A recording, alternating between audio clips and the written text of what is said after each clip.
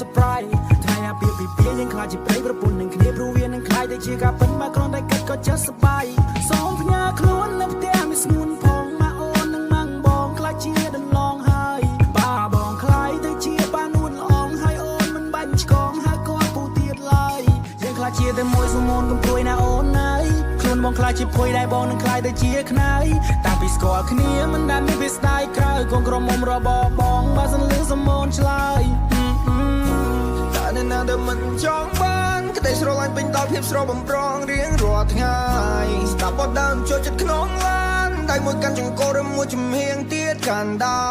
រកណ្ដាលត្រីក៏មានតែបងហើយនឹងស្ងួនណាយើងសាំងស្នេហាតម្កាយវិការនៅម៉ោង4គេថាមិនទៅមុខប៉ុន្តែពេលនេះគឺជាដងគាត់ភួនអ្នកម្ដាយគាត់ពេញចិត្តនឹងគាត់នឹង now she's the one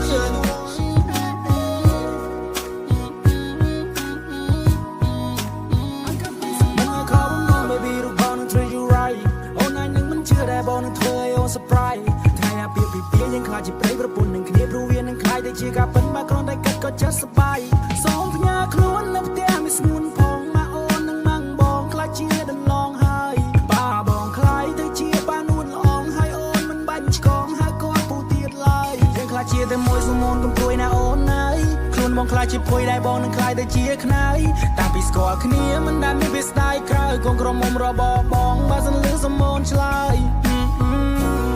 នៅណាដែលមិនចង់បានក្តីស្រឡាញ់ពេញដល់ភាពស្រស់បំប្រងរៀងរាល់ថ្ងៃស្ដាប់បទដើមចូលចិត្តក្នុងឡានដៃមួយកាន់ចង្កូតឬមួយចំហៀងទៀតកាន់ដែ